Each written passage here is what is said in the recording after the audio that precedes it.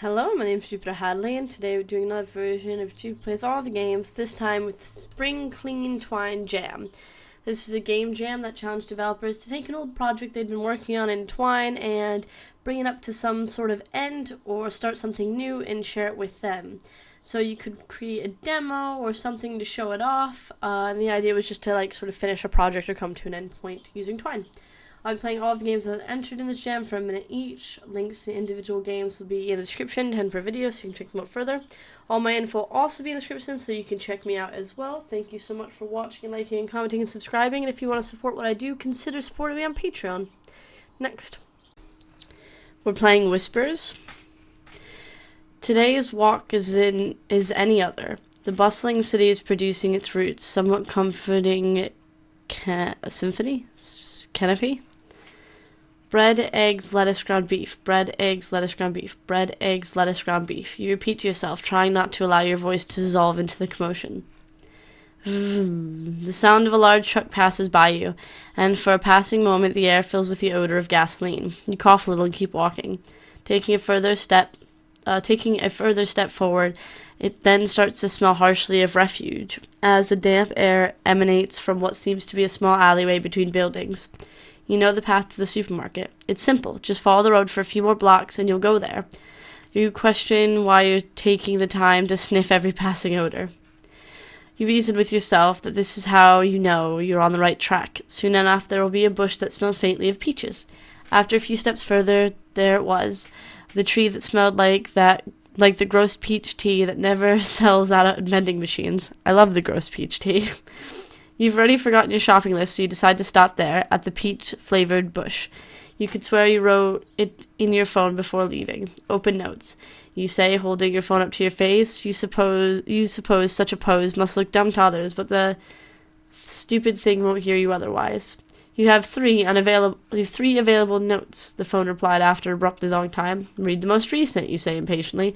Bread, eggs, lettuce, ground beef. The words are quite unnatural, but you are used to the broken speech of the speech robot. Thanks, you say, as if the phone cares or something, but honestly it's such a ritual that you don't think twice about it. I'm here to help, the bot says. Always says the exact same thing in response. An approaching voice calls out to you from the streets. They must have noticed that you were using your phone with what you can only assume looks like a confused face. Are you lost? Her voice was quite serene, but almost sounded like it was glazed with powdered sugar. Not really. I think I'm fine, thanks, you say instinctively. You don't mean to be rude, but you've had enough people trying to help you find your way. I think we're playing as a blind person, which is pretty interesting. This is very well written, and I like the different colored text for different people. Next. We're playing Transylvania, the Erotic Horror Adventure. This game is 18 plus, so if you're not 18, go away. I don't know. Read the next bit. I'm a new player. Before we proceed, let's take a moment to experience your personal preference. What kind of narrative experience do you prefer? Default. You experience the full introduction of the backstory leading to predicament. You experience a short introduction. You experience a short introduction first in the backstory. You only meet the most central characters in the intro sequence. I guess we're going to pick Get Me Into the Action, because we only have 2 minutes. You're almost done. The settings are set by default. You can tweak them now. So full-length animations. Doesn't matter. Cool.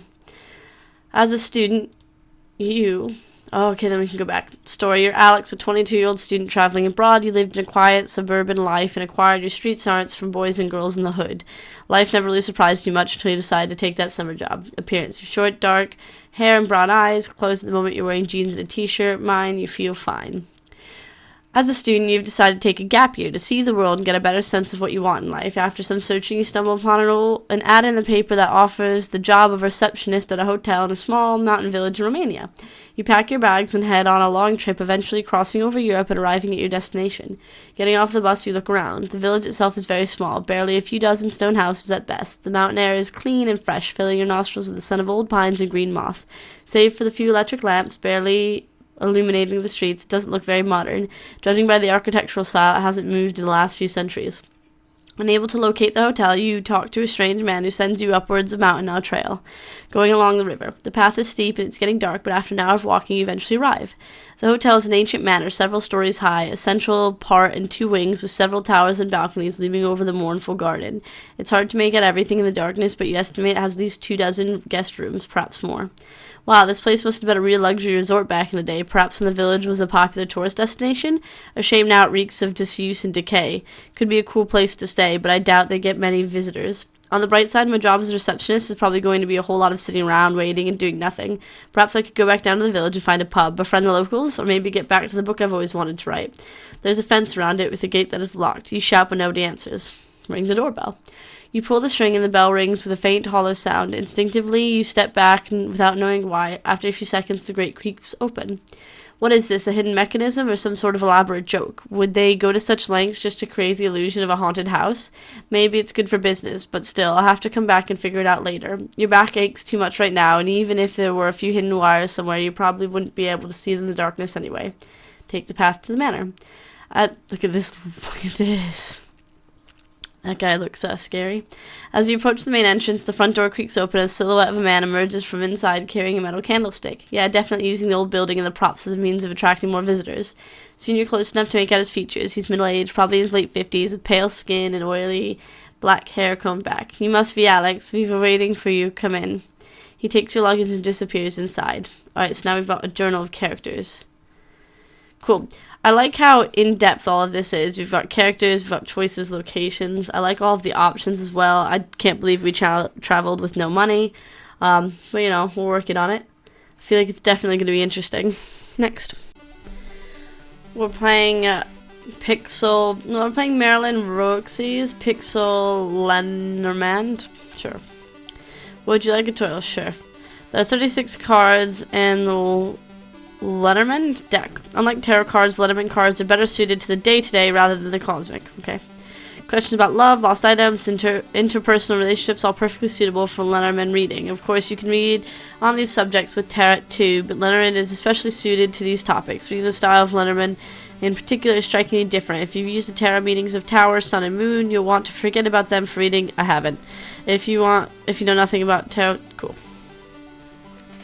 In Marilyn's Roxie's Pixel Lenormand, you have the option of doing a pair, past, present, future, 5-card, fox foil, grand tablet, and tarot and Lenormand reading. If you're a newcomer in Lenormand, the pair reading style is the best place to begin. Lenormand cards work even in larger readings as pairs, and like with tarot, it's not particularly effective to pull out a single Lenormand card for a general reading or a card of the day. The pair is basic unit, short page, okay. In a Lenormand pair, the card on the left is the subject and the card on the right is the modifier of the subject. You can refresh the page if you'd like to have a look at new pair, meaning of the meaning of the player card. Inserts that often appear on Lenormand cards is not well understood. In some cases, the reader may choose to utilize playing cards' divinatory meanings, but this is an option not covered here. I know nothing about this, sorry.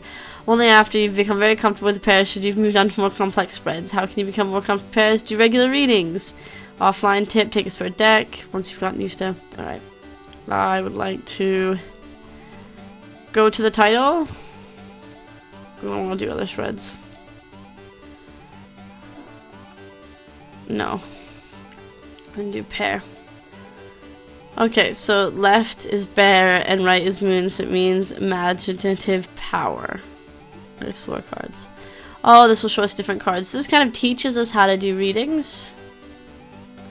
That's interesting. Garden child, inexperienced community. Oh, okay. I can see how this makes sense. This is definitely interesting. I don't know anything about tarot reading or any of this, to be honest. I like how the tutorial's also here. That's quite nice. And I like the graphics. Next. We're playing The Murder in the Estate. You are detective. You are a detective. Your rich friend invites you to his estate, the Snow Estate, for a party. You come to the estate. You find that this estate is on the top of a mountain. There's only one way to get to the estate on the mountain. There are 4 people who also standing in front of the estate gate. The steward, the painter, the writer, and the nephew of the rich friend. You decide that you need to go back home due to an accidental issue. Now let's go into the estate. You enter the estate. There's only one building surrounded by woods and lands. Your rich friend and his wife 2-year-old child, steward, housemaid live in here. After having dinner with them, it gets dark outside. You guys sleep. This is a weird party. I know adults do sleepover parties. Also, there were only like 2 people invited, and one of them was related, and you weren't, so that's odd. You fall asleep, but you're woken up by the knock at the door. You open the door. The stewardess tells you that your wife calls everyone together. You feel very confused. At downstairs, you see that the painter falls down due to the water on the floor. Later, people tells you that your rich friend disappeared. The wife says that she is woken by the crying of the kid and notices that the husband is not in the room. The room's door is open. The kid keeps crying and says that she sees monsters out the window. The wife cannot find the husband, so she asks the steward to gather everyone to come here. At this time, you all hear the sound of falling heavy objects from the other side of the window. You go out and find it is your rich friend. He is dead. You ask everyone not to touch the corpse. You subconsciously look at the top of the castle. There is a small balcony. You are going to call the police, but the telephone line gets cut. You decide to check on the corpse. The skull's fractured. The friend's dead body is in a strange position. You find wooden boards next to the body. The housekeeper said it was left when the house was renovated. Left where? I feel like there's a bit of an issue where this is a native English speaker, so some of the wording's a little off. You tell everyone that the deceased may have committed suicide. The wife cried. That's too soon to say that, really. That her husband had no reason to commit suicide. You agree, but everyone in the castle was in the hall when your friend fell. You guess that there's another people in this building. You ask the steward for more details. The steward says that all the doors and windows are locked, so it's unlikely, well, except the open balcony one. So it's unlikely that anyone else in the castle. Nevertheless, you don't believe that your friend would commit suicide just like the wife, so you decide to find the truth. But we've announced it. I don't know. I feel like this needs a little bit more work on the writing, but I like the general concept of murder mystery. We're playing Morrez's Nightmare. You are weary, always weary. You can literally feel the bags under your eyes. You wipe the sleep from your canthan, flickering the crust to the floor. I don't know what that is. You're a goblin, short and green skin, though you weren't always like this. You remember a time when you were a normal human, selling homemade alcohol on the road to inns, taverns, and adventurers. Your left hand has been replaced with a robotic replica thanks to the help of your friends. Your name used to be Morrison, but you heard it so infrequently that it's a distant dream. Your name is now Morrez, much more suitable for your stubby form. Interesting. Madhavia. Madhavia is a dark brown worgen. He usually stays humans around you. Okay. Only switching to his... Oh, he normally is cute. Okay. Only switching to his canine form when he leaves the courthouse or when others are present. Madhava has been your partner for the better half of a year now, even though you're still married to your abusive wife, Lily. He's been kinder to you than anyone else in your life, and you feel as though you can trust him through anything. Lily is, most importantly, your abusive wife, an elf who enamored you while you were still human. You know now she's deep in the same gods you worship, though you're certain she has her own ideals and goals. Lily is an incredibly powerful mage, possibly even more powerful than the most powerful mage the world has to offer. You fought her and lost every single time, and you fear her. She's committed unspeakable acts against you, including sexual torture and turning you into a goblin against your will. You don't really want to think about her anymore. The courthouse is your home, at least until you find a real house to live in. Originally, it was an old home for an elf who led the order you're a part of, but he's been lovingly transformed into a more communal space with beds for people to sleep on if they need to. Oh, he's transformed it. A dining room table where most meetings occur, and even a locker room and lounge. You have a lot of good memories here, though you can feel the pull of spirits around you telling you that this place has been a bad place in the past. Alright, this is interesting. Madhava is in the other room making you tea to try to keep you awake. He's been worried about you for a while now, but all you can think about is trying to get back to sleep. You drag your feet into the communal bedroom. Before you there are 5 beds. Which one do you choose in? Light cream sheets. You get in the bed with the cream sheets. They're cool against your skin and light as they cover you, allowing you to drift away. So now I have to clear the dreams, okay? Come on, Morrison, keep up. Keep those peepers peeled. You're running and you open your eyes as you hear your father yell at you. He grabs your wrist in an attempt to keep you close to him. Your father, you believe, was a good man when he was alive. He cared about his family above all else and would do anything to protect it. He wasn't around often, but when he did interact with you, it was always to teach you something important or hone the skill he had already instilled into you. He was the one who taught you how to read, write, brew alcohol, take care of animals, harvest, store grain. Sounds like he was around quite a bit then. Hitch a cart, amongst other things, which isn't to say your mother never taught you anything, but it seems like your dad always prioritized your education rather than your emotions. You have a lot of respect for your father and what he's done for you. I like this idea of exploring dreams. There's a lot of extra detail in these words that you click, and I think it's an interesting subject where we've been turned into a goblin, where we have an abusive partner. It's just a lot of stuff going on. Next. We're playing commlink. Answer your phone. Oh. Hello. Here we go. Hey, I made it all right. Who's this? Ha, you're funny. Anyways, I made it inside okay. I'm gonna start looking for the thing now. What? You know, the thing, the founder? What are you talking about?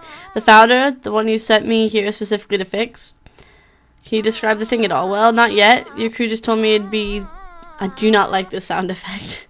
It'd be the only actual thing in here, and I know it when I saw it. I think you have the wrong number. Wrong number? What number? This is a single-link comm system. I can't connect to anyone other than Crane. I don't even know what that means. What, the comm system? How do you not... Who even are you? You called me. Who are you? Hey, I didn't mean to. This is the link Crane's crew gave me. Wait, you're not one of the crew pulling something, are you? She's not much of a jokester, so I didn't think you would be at all either, but... No, I legitimately have no idea who you are. Oh, you don't seem like you're lying. I'm Quinn, but you can call me Q, I guess. Okay, Q, where are you? I'm not really sure. Crane sent me to this weird floating place to fix something. I think she called it a pocket dimension or something. What are you supposed to be fixing? She said it was a foundation stabilizer, but those things are huge, and I don't see anywhere one could be hiding. Foundation stabilizer? Yeah, I'm not really sure how to explain it simply. It basically keeps power connected together as if there were physical wires via a cable, but there is no physical component needed at all when you have a founder. That's what we usually call them. But they're also usually found near whatever server they're holding together, and definitely not wherever this is. What does it look like? I like how they're just giving us all of this information when clearly there's been a call, like a miscommunication, and they probably shouldn't be telling us all of this.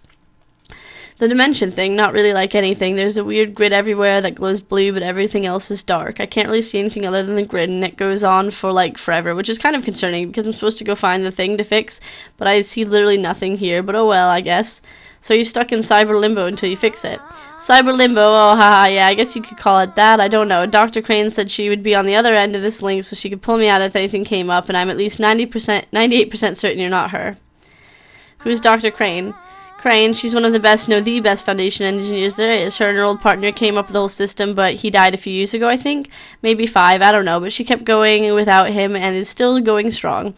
She runs so many of these things that she can't maintain them all herself, which is where founder mechanics come in, although she usually does her own herself, but she's been hiring us left and right to come and fix hers, and nobody's been able to yet, and she asked me to come fix it, which is a huge honor. And wait, what? Sorry, I was rambling again.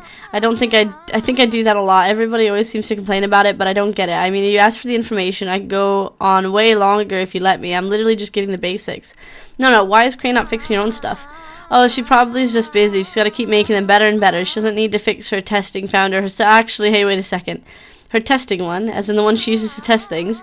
Yeah, that's what she said, but why wouldn't she and her crew want to do it? Isn't it her baby? I know if someone touched mine, I'd claw their kneecaps off, and mine isn't that important. So you've got a lot of weirdness going on. The fact that she doesn't want to fix stuff herself, the fact that the connection is wrong and you're talking to a stranger. It's definitely going to be a weird situation that we got to get this person out of somehow. Yeah, I don't know, futuristic. Next. We're playing 3 Roses. I think we just click the picture. Ah, okay. That looks like Edgar Allan Poe. Oh, okay. You stand in front of the home you lived in as a child. The air around you is cool and crisp. Edgar, he says, motioning towards the door. It's time. You look at the man, tall, suited as if for a formal affair, hat stylish and tipped. He carries a single bottle of spirits and 3 red roses. You know my name, dear sir, but what shall I call you, you ask? He bows gallantly before you. I am the toaster. Like bread toaster?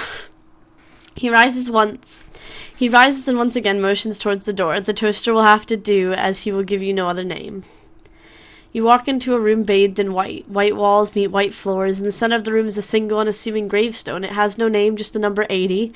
There are no adornments. On the ground is a white veil. A projector illuminates the north wall. Okay.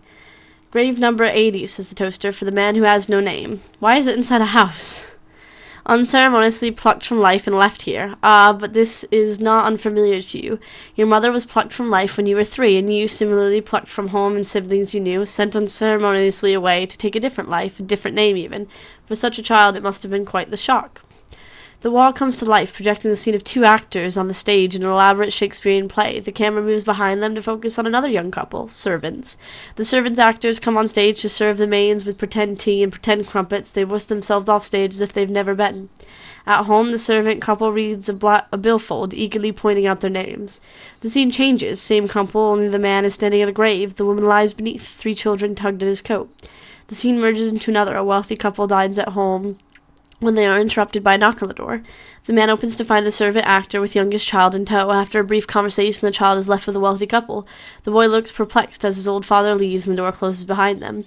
The image flickers and fades, and a pedestal rises in the center of the room. What would you like to place on the pedestal? A wedding veil? A pedestal is engulfed in a flash of light. Then the light fades. The item is gone. The pedestal remains. We'll continue. Okay. So we're a new person now. You walk into a room bathed in purple. A bed, a desk, a chair, a writing quill, and a bottle. The walls are bare save for a pair of theater masks.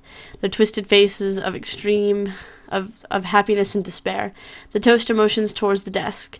It almost ended where it started, eh? Such potential for amazing life. Yet here you found yourself with a lost lover and a found bottle. Will you drink? This is interesting. So it's just like different stories, I guess, around these characters. I don't know. I feel like I picked some wrong options and the last one didn't quite make sense. Next. We're playing Bring Back a Blank for Me. Oh, I know how to play text-based games. That's fine. I think there's a content warning there, though, so. Grief, like all human emotion, is natural and capable of great harm. Humans will attempt their best to cope and survive with pain. In the absence of a loved one, memories can be comforting for some and torture for others. There's no way to know for certain how any one person would react to a loss and grief, and that can be done, and all that can be done to help them as best as possible. Tsumbe, are you sure you'll be okay? Your name is Tsube Shinyashiki. Sorry if I said that badly, I probably did. And you're helping your boyfriend recover from the grief of your death. Oh. This story is a long, complicated one, starting with the fact that you did not truly die. Ultimately, when you die is not relevant right now. Those unaware of your survival grieved you, and that grief has been too much for one of them. It had been so deep, so crushing that he fell ill from the pain. When he finally recovered, his memories of you had been pushed into the deepest corner of his creeping corners his mind could find. They are not gone. They are hidden, unreachable, protecting your boyfriend against further pain, and yet, even after you return, these memories remain out of reach. Where once the ability to remember haunted him, now the inability to remember breaks his heart. Celeste, this uncertainty is going to kill me faster than remembering something unpleasant. Your boyfriend is Celeste Asiago. You call him Asa. You and others have told Celeste many stories about the two of you, but it is not knowledge that he desires. He wants to remember of his own ability. He wants to remember that you are important to him, not simply believe what he is told. He trusts you, though. He believes that you cared for him, do care for him, will always care for him. His memory may be in pieces, but his heart knows the familiarity. Your kindness is honest, and Celeste does not need memories to know that. You care deeply for him, and even if he does not remember caring deeply for you, he cares for you now. All he needs is a little help to remember. Only those who are strongly connected with the memories to be retrieved can offer help. At least if he's using this method. Gray. Sel, it's not that simple. Your partner, Gray, is corrected his concern. You call him Issa. You, the ever-hopeful one who had never stopped trying to urge Celeste to remember. Despite Celeste's irritation and the frustration at Gray for his constant insistence that Celeste knew you, he never fully gave up. He isn't uninfected in this either. Celeste had forgotten much about Gray as well as an unfortunate side effect of the three of you spending so much time together. Gray had suffered grief's weight on him too, despite the difficulties that had arisen between you and him because of his struggles with his own emotions. He is still your Isa, your sunlight. Sieste, it's fine if you can't remember. I'll be happy with it. Ghost, are you sure about that? Celeste shoots his boyfriend a withering look. Ghost, a near professional at saying things in a slightly too casual manner, puts his hand up in mock surrender. You call him Crow. I don't know about all these different names. I find that a little bit confusing. Definitely an interesting premise. I do want to know more about why I didn't die, but everyone thought I was dead. Having someone remember is going to be tricky. Does seem very complex. Next. We're playing Go. So what would you like to do? And I kept going. Let's begin. Book 1, the first stretch. Oh, book 1. Ooh. Snap. That was the first sound to distract you from the novel held in your hands, the one about fallen knights and buried treasure in Rothragar. You'd considered vacationing there once or thrice, but the time never seemed perfectly opportune. You are adventurous, or so you consider yourself, but more for the thrill of escapism than anything else. Heroism may be the forefront or far back of your imagination, but either way, circumstances remain the same, needlessly peaceful. But back to the sound, and what a curious sound it was. The sound of beams along the ceiling beginning to burst. Those beams have upheld your house for your father, grandfather, great-grandfather, great-great-grandfather, and even your great-great-great-great-grandfather, all of whom have never felt the need to have them replaced. Despite their age, they've kept the roof above you from caving in since you were born. How disheartening it is for them to give away at such a wistful time of year. Here's the thing you don't realize, however. The beams are not snapping in half due to their age. No, not at all. The real reason is that you're in very grave danger. Why don't you have another sip of your tea? Sure. The tea is delicious, but it would have been nicer if you had known that this would be your final cup of In the meantime, the house begins to settle, making those obnoxiously loud rocking noises like it always does.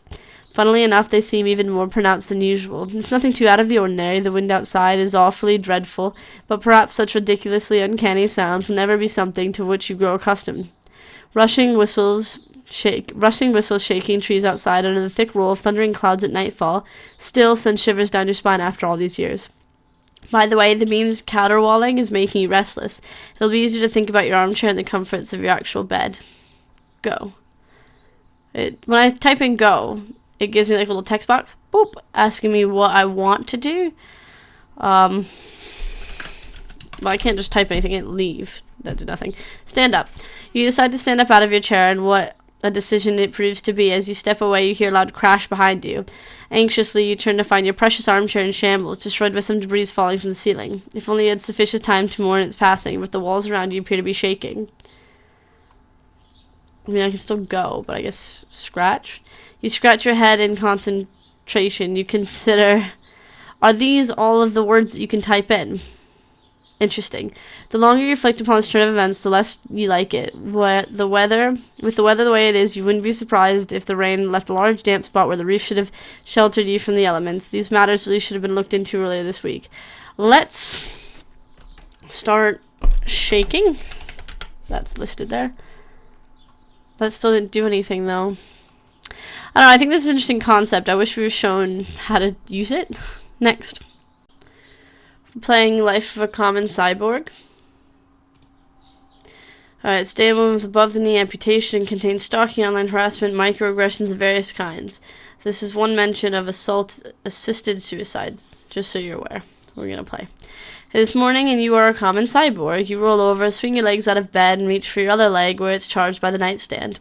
You rub lotion onto the part of your leg that's always attached to your body, spray it with antiperspirant, put on the suction liner. You slide into the synthetic pieces of your leg and walk in place until they're secure. Then you eat breakfast and brush your teeth and put on your clothes. Today you are... Let's go to work. You enter through the back door as always. There's no accessibility ramp in the front, and taking the stairs is never comfortable. The elevator is broken, so you have to take the stairs to your office on the second floor anyway. Talk to HR. You need to go to the prosthetist. Again, your knee is bending too quickly. It makes you feel like you're going to fall. Oh, we should have picked that. There's a PR consultant in the waiting room. It's her first day. She looks very preppy, chatty, and nervous. You know that your boss wants you to introduce yourself, but you have a lot of work to do before lunch. Let's talk to her. You're right. She is peppy and chatty and nervous. She babbles on 5 minutes about how excited she is to work with the company. She tries very hard not to look at your leg. It's very much like when men try not to look at your chest. She winds herself around to the conclusion so many people come to. And, of course, I'd love the company hires vets like you. Thank you for your service. You smile tightly. I didn't serve, actually. What a weird comment. Talk to HR. Oh, she pauses for a moment, hoping you will answer the question without her having to ask. You wait. She cracks. What happened to your leg, then? Tell her the truth. I've been a cyborg since I was 6. My first leg was crushed and had to be replaced. It's better now. Oh, that's awful, she says. I'm sorry. Why, at least this one works. Right, of course. I mean, I'm sorry. It must have been hard to grow up being, disabled. Yeah, sorry, I didn't know what word. They never do. It's fine, you say. This is HR. You can fill out the paperwork here. She looks desperate to be somewhere else. You have become numb to other people's discomfort. There's too much of it. You give her what she wants and disappear. You reappear from your office when it's time to meet your boyfriend for lunch. That's nice. You walk to the restaurant down the street. Your boyfriend pulls up right as you get to the entrance. It's a gorgeous day, though, a little too hot. You decide to eat inside. I don't like eating outside if it's hot. It means I can't eat big dishes, can't eat hot dishes. Much rather be inside. There's air conditioning. You get a table together in the back corner and catch up about how your days are going. Then offhandedly, your boyfriend mentions his ex. They still work together. It's hard to focus on what he's saying after that. He's told you again and again that he loves you. He's very careful not to say, I love you even though you're a cyborg, but you know his ex had 2 flesh legs, 2 flesh arms, no health issues, and that would make her a cyborg. You cut the lunch short. You have a presentation to prepare for, after all. You're very prepared for your presentation, and you know it's going to go well. And it does, for the most part. You explain everything you've been working on, answer questions, write down the criticisms that actually seem worth something. You've yet to convince your boss that sitting during your presentation is acceptable, though you keep bringing it up with HR. Good. Afterwards, your boss calls your name and asks you to stay behind. Great work on the presentation, he says, but I heard from the PR consultant that you made her uncomfortable. I don't know what the problem is, but fix it. He walks off before you can figure out what to say. You want to yell at him. You want to cry. You need this job. At least now you get to go home. Each page is written as like a huge up. A huge up. And then it's like massive down. That's a hard life to live, just this mental up, down, up, down, up, down. Very well written, though. Very interesting that having a prosthetic leg means that you're a cyborg. Next.